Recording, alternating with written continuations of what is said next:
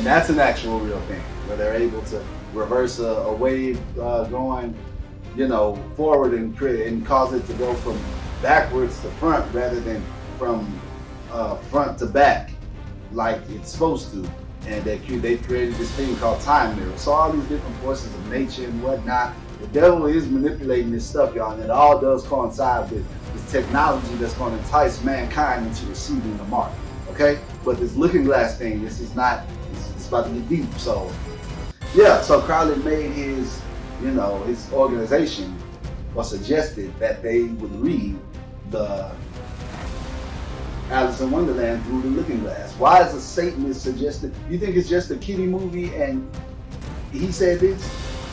A lot of the times it represents worlds within worlds, right? Or, dimensions all like being tethered together. That's why you see in occult or esoteric circles, you'll see shapes within shapes, within all these different shapes mashed together, right? In these images and whatnot. Well, that's what it's representing, right?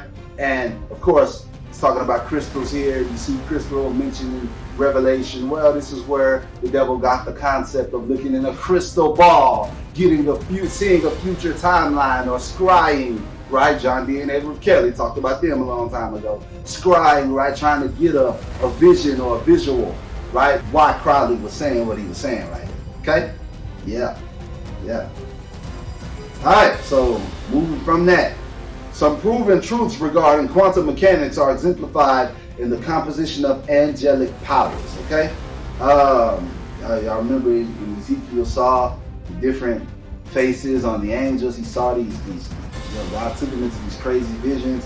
He saw these types of things, these powerful things illustrated in the Bible. Well, what they're talking about in, the realm of quantum physics, it's all right here. There's nothing new. Let's get into it. Revelations 4:6. Also in front of the throne, there was what looked like a sea of glass, clear as crystal. Remember that. It's going to be important in a minute.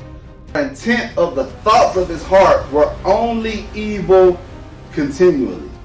2 Corinthians 10:5. Casting down imaginations and every high thing that exalts itself against the knowledge of God, and bringing into captivity every thought to the obedience of Christ. These are possibilities that present themselves, and your choices bring them into our earthly or physical realm.